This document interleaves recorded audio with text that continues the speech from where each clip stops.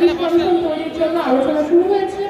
Police বাহিনীর সাথে যৌথভাবে কাজ করছে এবং ওয়ারেন্ট ফোর্সকে মজবুত করার জন্য যত ধরনের সংস্কার দরকার পুলিশ রিফর্মেশন তার কাজ এর মধ্যে শুরু হয়ে অনেকটা এগিয়েও গিয়েছে।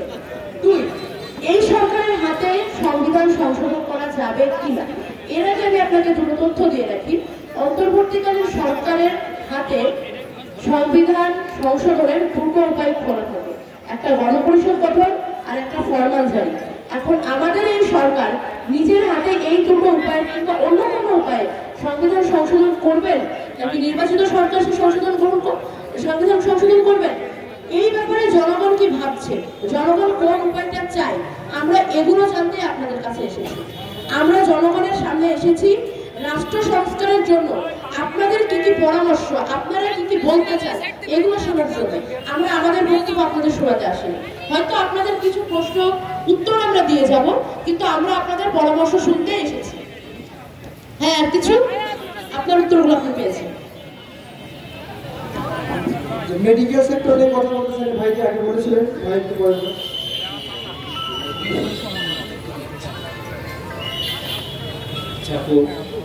একজন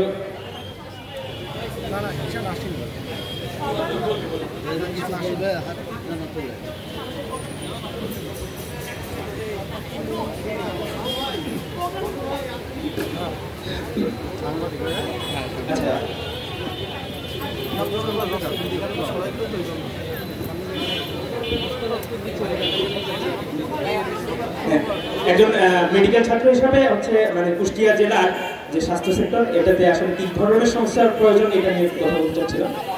হচ্ছে আমাদের আপনারা জানেন যে কুষ্টিয়া জেলায় একটা মেডিকেল কলেজ আছে, কুষ্টিয়া মেডিকেল কলেজ ও হাসপাতাল, যার হচ্ছে মেডিকেল কলেজ বা কলেজ ক্যাম্পাসটা হয়েছে এবং আমাদের মানে হচ্ছে মূল যে 500 শয্যা বিশিষ্ট হসপিটাল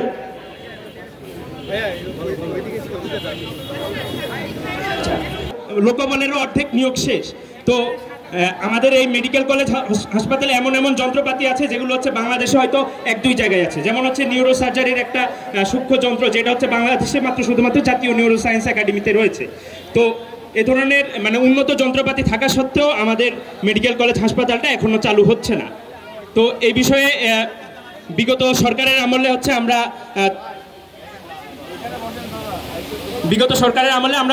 12 জুলাই একটা মানববন্ধন করেছিলাম। এরপরে তড়িঘড়ি করে অর্থ মন্ত্রণালয় হচ্ছে সরকারের মানে ওই হাসপাতালের যেই প্রশাসনিক অনুমোদন সেটা দেয়, কিন্তু এই অনুমোদনটা হচ্ছে আমাদের স্বাস্থ্যসেবা বিভাগের সচিবালয়ে বা সচিবের অফিসে আটকে গেছে। এখন সেখানে সচিব পরিবর্তন হওয়ার কারণে হচ্ছে আমাদের যে একটা স্বাক্ষর দরকার, যেই স্বাক্ষরের অভাবে আমরা প্রশাসনিক অনুমোদনটা পাচ্ছি না বা আমাদের হাসপাতাল চালুর বিষয়টা আমরা এখনও শুরু করতে পারছি না। তো এই স্বাক্ষরের বিষয়ে আমরা হচ্ছে আমাদের সমন্বয় কাপুদের মাধ্যমে হচ্ছে স্বাস্থ্য উপদেষ্টার দৃষ্টি আকর্ষণ করতে চাচ্ছি, যাতে কুষ্টিয়া জেলার জনসাধারণের চিকিৎসা সেবা নিশ্চিতকরণে আমাদের হাসপাতালটা দ্রুত চালু হয়।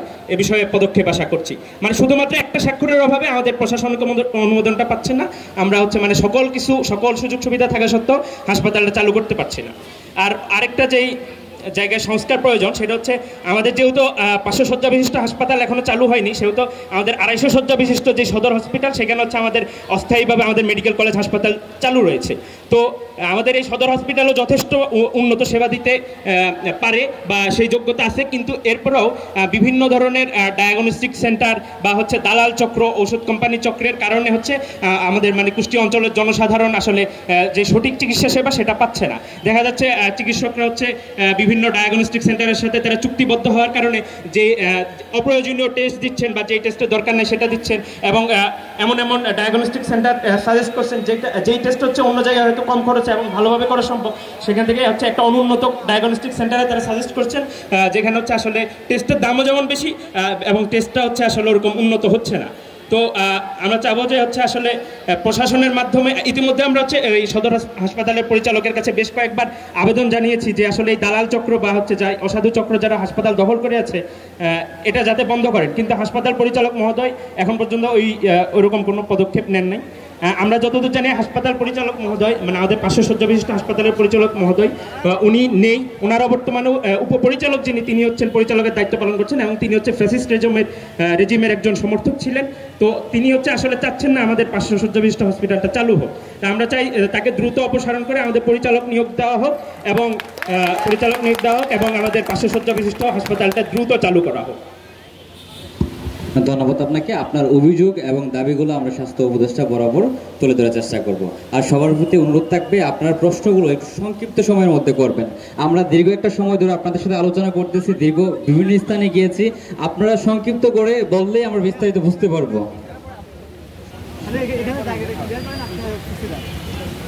অসংখ্য ধন্যবাদ আমাদের সমন্বয়ক প্রতিনিধিদেরকে। আমার আসলে আজকে কথা বলার বিষয়টি হচ্ছে আমাদের যে চাঁদাবাজি এবং সন্ত্রাস সংক্রান্ত। আমি খোকসা থেকে এসেছি, খোকসার একজন যোদ্ধা। তো আমাদের রুট লেভেলের যে অঞ্চলগুলো রয়েছে সেখানে দেখা যাচ্ছে আওয়ামী শাসনের লেজর ভিত্তি করতো এরকম মানুষগুলোই, যারা হয়তো বা অন্য দলের ছিল কিন্তু আওয়ামী শাসনের লেজর ভিত্তি করতো। এখন তারা রূপ পাল্টে আবার আওয়ামী থেকে বের হয়ে এসে এখন তারা একদম দেধারছে চাঁদাবাজি করছে এবং সন্ত্রাসী। আজকেও আমার এলাকায় আওয়ামী ঘরানার একজন লোক ছিলেন, উনি ওইভাবে আওয়ামী লীগ করেন না বা তার দ্বারা কোনো ক্ষতি হয়নি। এরকম একটা পরিবারের তার ব্যবসা প্রতিষ্ঠান, তার বাড়ি থেকে এমনকি ছাগল গরু পর্যন্ত নিয়ে গিয়েছে এই ঘাতকেরা, সন্ত্রাসীরা। এবং লুটপাটের এই চিত্র দেখলে যে কোনো মানে সাধারণ মানুষ হয়তো বা বলবে যে এটা কি হচ্ছে, ছাত্রদের এই সমাজে এটা কি হচ্ছে। আমরা তাৎক্ষণিক ওসি মহোদয়ের সাথে কথা বলার চেষ্টা করেছি, বাট দেখা যাচ্ছে প্রশাসনিক যে তৎপরতা এটিরও লেন্থি একটা প্রসেস রয়েছে। এবং ঠিক এই জায়গা থেকে আপনাদের কাছে আমরা জানতে চাচ্ছি যে এই প্রশাসনিক তৎপরতা কবে নাগাদ বা অতি দ্রুত তৎপর করা যায় কিনা, অর্থাৎ এই পদক্ষেপগুলো, অর্থাৎ যে অনিয়মগুলো হচ্ছে, চাঁদাবাজি এবং লুণ্ঠন হচ্ছে, সন্ত্রাসী কার্যক্রম হচ্ছে এবং যারা এর মদত দিচ্ছে গুটি কয়েক, অর্থাৎ তারা মোড়ক পাল্টিয়ে আজকে যারা লেজুর ভিত্তি করতো তাদের মোড়ক পাল্টিয়ে আজকে একদম দেদারছে সাধারণ মানুষের উপর, যেভাবে তারা এইভাবে টাকার বিনিময়ে বা বিভিন্ন আশ্বস্ত হয়ে তারা হচ্ছে এই মানুষগুলোর উপর অত্যাচার করছে। তো আমরা যারা খোকসার ছিলাম আমরা তখনই তাৎক্ষণিক প্রশাসনকে এনে রুখে দিতে চেয়েছিলাম, কিন্তু প্রশাসনের সেই সার্বিক সহযোগিতা আমরা পাইনি। বিধায় এখানে আমাদের সুনাম যেমনি ক্ষুণ্ণ হচ্ছে, সেক্ষেত্রে আমরা চাচ্ছি এই রুট লেভেলের এই জায়গাগুলো, গ্রামের মানুষের এই জায়গাগুলো যাতে সাহসের জায়গাগুলো আমরা তৈরি করে দিতে পারি, তারাই যেন সাহসিকতার সাথে প্রশাসনকে নিয়ে এই বিষয়গুলো রুখে দিতে পারে। এই তৎপরতার জায়গাটা কবে নাগাদ আরো হবে, ডেভেলপ হবে, এই বিষয়গুলো একটু জানতে চাচ্ছিলাম। আসলে আমরা সবাই জানি সকল ক্ষমতার মালিক জনগণ।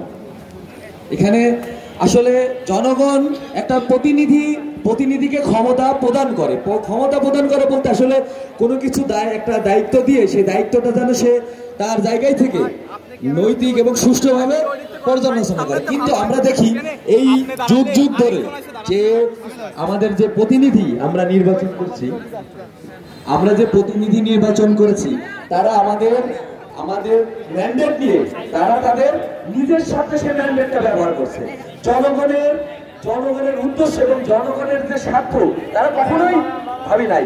স্বাধীনতার আজ 53 বছর হতে চলেছে, অনেক রাজনৈতিক দল এবং অনেক পট পরিবর্তন হয়েছে। মানুষের অধিকার, মানুষের স্বার্থ রুট লেভেলের একজনের কথা নিয়েও তারা কখনো ভাবি নাই। তারা তাদের নিজেদের কথা নিয়েই ভেবেছে।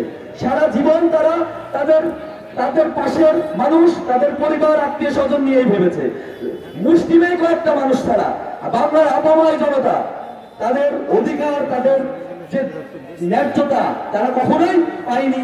এবং ভবিষ্যতেও যদি আমরা এই ছাত্র সমাজ এবং জনতা যদি ঐক্যবদ্ধ না থাকি, আমার মনে হয় ভবিষ্যতে যে যারা আসতে চাচ্ছে বা আসতে পারে, যারাই আসুক, আমাদের মনে হয় ছাত্র জনতার এই অধিকার আবার পুনরুদ্ধিত হতে পারে। সেজন্য আমাদের এই ছাত্র জনতাকে আবার এখনই সময় ঐক্যবদ্ধ থাকা এবং এই যে সময় এসেছে রাষ্ট্র গঠনের এবং তাদের অধিকার বাস্তবায়ন করা, সেটার সুযোগ এসেছে। এজন্য সবার জায়গা থেকে ঐক্যবদ্ধ থাকতে হবে। মানুষ এখন সবাই সমান, সবার সমান অধিকার হয়েছে, ঠিক আছে? এখানে কারোর অধিকার বলে নাই, কেউ ছোট না, সবাই সমান এখন, ঠিক আছে? সবার জায়গা থেকে আপনারা কথা বলবেন, অন্যায়ের বিরুদ্ধে কথা বলবেন, আপনার অধিকার নিয়ে কথা বলুন, ঠিক আছে? আমরা যদি আমাদের জায়গা থেকে সচেতন হই, আমার বিশ্বাস এই বাংলার বাড়িতে আর কোনো স্বৈরাচারী আগমন ঘটবে না। যদি আমরা সুযোগ দেই তাইলেই ঘটবে। আমরা 500 টাকার বিনিময়ে কোন প্রতিনিধিকে মানে আমাদের ভোট বিক্রি করতে পারি না। আসলে 500 টাকার বিনিময়ে আমাদের লক্ষ লক্ষ কোটি টাকা আমাদের রক্ত চুষে খাচ্ছে তারা। এই অধিকার সম্বন্ধে জানতে হবে। আসলে আমরা একটা নির্দিষ্ট মানে সনাতনী কথায় পড়ে রয়েছি, ঠিক আছে? এই অধিকার থেকে এই আমাদের তারা যে আমাদেরকে ব্যবহার করছে সেখান থেকে আমাদের বেড়ে আসতে হবে। আমাদের অধিকার কি সেটা জানতে হবে এবং আমরা যে অধিকার পেয়েছি, আমাদের স্বাধীনতা পেয়েছি, সেটাকে ধরে রাখতে হবে এবং আমাদের প্রশাসন বাহিনী যে দুর্নীতির বিরুদ্ধে কাজ করবে তারা সক্রিয়ভাবে কাজ করছে না। আমার একটাই দাবি, যাতে সকল দুর্নীতি বন্ধ হোক, এটি আমার দাবি। কারণ সেই দুর্নীতি লুটপাট, সেই লুটপাট এখনো যারা করতেও সেইভাবে চলছে। এটাই ভূমি অফিস থেকে শুরু করি, থানা থেকে শুরু করি, হাসপাতাল থেকে শুরু করি, প্রত্যেকটা সরকারি বেসরকারি যত অফিস আছে এখন পর্যন্ত ঘুষ চলছে। এটাই আমি দাবি আপনাদের, যে এটা কিভাবে বন্ধ হয় এটাই দাবি। আমরা আজকে নির্বাহী বিভাগে গেছিলাম, উনি ভারপ্রাপ্ত, তো এখনো পর্যন্ত কোনো নিয়োগ পান নাই। সেজন্য হয়তো তারা এখনো পর্যন্ত সেখানে কর্মসূচি থেকে পর্যাপ্ত যাদের প্রয়োজন, যার যে সেক্টরে চাকরির জন্য প্রয়োজন, তারা হয়তো সে পর্যন্ত আসতে পারে নাই। এই কারণে হয়েছে যে আপনারা প্রপার একটা যেই সেবা করতে পারেন, যে সামাজিক সেবা যেগুলো, এগুলো আপনারা পর্যন্ত পাচ্ছেন না। তো এটা যতদিন না পর্যন্ত তারা নিয়ম পাচ্ছে ততদিন পর্যন্ত হয়তো এরকম প্রবলেম হবে। তারা বলছে যে তারা নাগরিকের যে জনসাধারণের সর্বোচ্চ স্বার্থ রক্ষায় কাজ করে যাবে।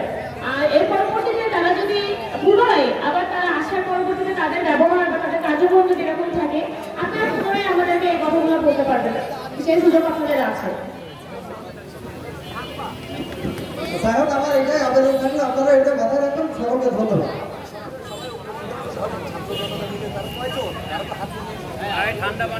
আরো কারো প্রশ্ন আছে কিনা? আমি দৌলতপুর থেকে বলতে চাচ্ছি, দৌলতপুরে আমাদের কেন্দ্রীয় নেত্রী আছে, তারপরেও আমার জন্য মনে হয় যে আমরা কিন্তু দৌলতপুরে কোনো স্বাধীনতার সব জনগণ পাই নাই। আগে যেরকম দৌলততা চলছিল এখনো চলতেছে। আমরা মাঝে মাঝে দৌলতপুর থেকে শুনতেছি বাড়ি থেকে উধাও হয়ে যাচ্ছে জিনিসপত্র, পুরো গ্রামকে গ্রাম ডাকাতি হচ্ছে, কোনো প্রতিকার আমরা করতে পারতেছি না। শুধু অনেকে দেখতেছি নতুন করে তারা ছাত্র কমিটি তৈরি করতেছে, ছাত্রদেরকে সামনে রেখে শিক্ষক পদের থেকে শুরু করে অনেক আন্দোলন নতুন করে তৈরি করতেছে। এটার কোনো প্রতিকার আমি মুসলমানকে বলবো যে আপনি তো দৌলতপুরে মেয়ে, এগুলো আপনার নজর আসছে কিনা। এবং আমাদের যে ভূমি অফিস, দীর্ঘদিন ধরে দৌলতপুর ভূমি অফিসে যেগুলো চলছিল, শুধু দল চেঞ্জ হয়েছে, একবার ঝামেলাও হয়েছে, এর মধ্যে কিছুদিন আগে গ্যান্ডাল হয়েছে। দৌলতপুর বিষয়ে আপনার আলাদা কোনো নজরদারি আছে কিনা, বা আপনি একটু খোঁজ খবর নিয়েছেন কিনা, এটা আপনার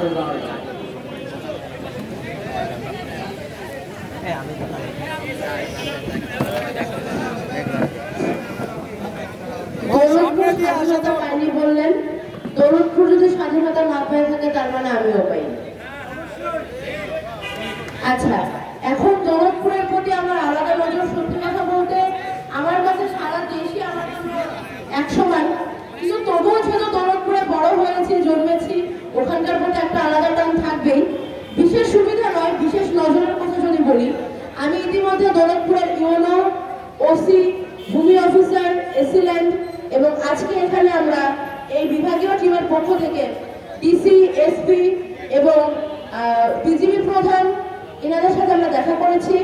আমরা যত দূর সম্ভব রোডম্যাপ বানানোর চেষ্টা করছি, যেটা হলে অতি দ্রুত দৌলতপুর না শুধু পুরো কুষ্টিয়া জেলাতে যতগুলো এই ধরনের অন্যায় কার্যক্রম সংঘটিত হচ্ছে, অতি দ্রুত যেন প্রশাসনের নজরে এনে আইন শৃঙ্খলা রক্ষাকারী বাহিনীর আওতায় আনা যায়, সেজন্য আমরা কাজ করে যাচ্ছি।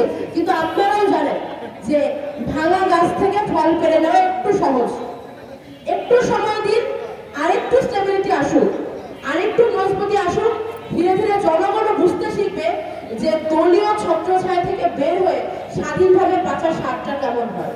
জনগণ যদি লেজুর বৃত্তি না করে, জনগণ যদি মনে করে অমুক জন অমোঘ ক্ষমতার মানুষ, তার কাছে গিয়ে আমি তদবির করবো, এটা যদি জনগণ না মনে করে তাহলে কেউ জনগণকে জোর করে মাথা নিচু করায় রাখতে পারবে।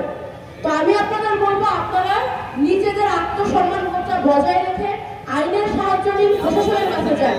তদবির, মোবাইল ফোনের কলের মাধ্যমে বা তদবির করে বা কোনো রাজনৈতিক নেতার দ্বারা যাবেন না, আপনারা প্রশাসনের কাছে যান, আইন শৃঙ্খলা রক্ষাকারী বাহিনীর কাছে যান। আপনারা যদি ওনাদের উপরে আস্থা রাখতে শুরু করেন তাহলে ওনারাও ধীরে ধীরে ওনাদের শক্তি ফিরে পাবে। আর আমরা আমাদের পক্ষ থেকে সর্বোচ্চ চেষ্টা করছি অতি দ্রুত একটি রোডম্যাপ ঘোষণা করে জেলা সংস্কারের কাছে হাত তোলা। এমন কেউ থেকে থাকে কিংবা না থেকে থাকে, যদি কারো হাতে কোনো অপকর্ম সংঘটিত হয় তাহলে তার পরিচয় আপনাদের দেখার দরকার নেই। সেটা আমি হতে পারি, আপনি হতে পারেন, আপনার বাড়ির পাশে কোনো ছাত্র হতে পারে। অপকর্ম করবে তার মানে তার একটাই পরিচয়, সে অপরাধী। সে ছাত্র, সমন্বয়, আন্দোলনকারী নাকি অন্য কিছু দেখার কোনো প্রয়োজন নেই। অপরাধ সংঘটিত হলে একটা আইনের কাছে যাবে।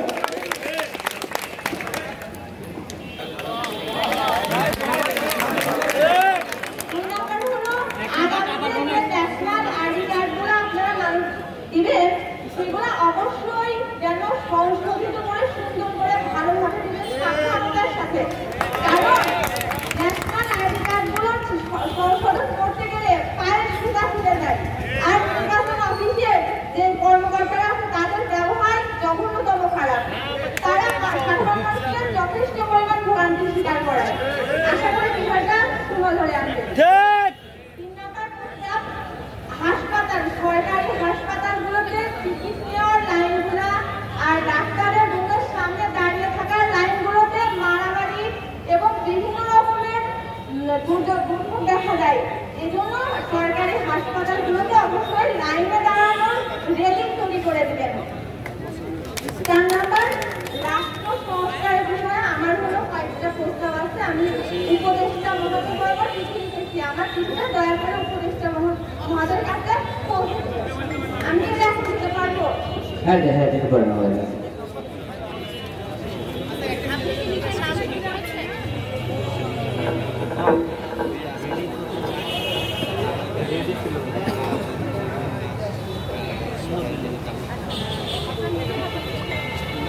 Allah